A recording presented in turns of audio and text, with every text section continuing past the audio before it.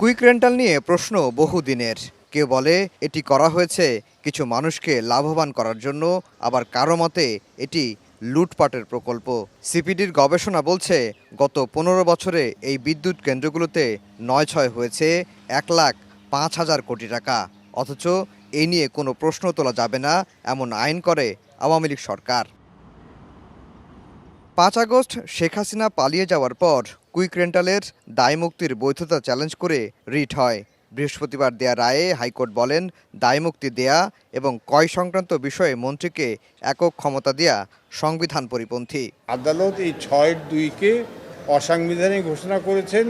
এই যে এটা কোনো আনলিমিটেড অসীম ক্ষমতা এক ব্যক্তিকে দেওয়া হয়েছে, এইটা একটা প্রজাতন্ত্রে হতে পারে না। স্বাধীন মালিক আরও বলেন, লুটপাটকে বৈধতা দিতেই এই আইনটি করেছিল আওয়ামী লীগ।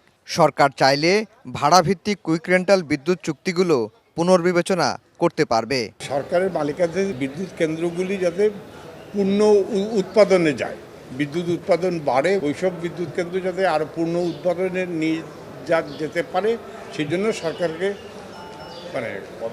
পদক্ষেপ নিতে বলছে। সারা বছর বসিয়ে রেখে ক্যাপাসিটি চার্জের মাধ্যমে প্রতি বছর হাজার হাজার কোটি টাকা দেওয়া হতো কুইক রেন্টাল বিদ্যুৎ কেন্দ্রগুলোকে, যার অধিকাংশই পাচার হতো বলে এক গবেষণায় উঠে আসে। আফজাল হোসেন, সময় সংবাদ, ঢাকা।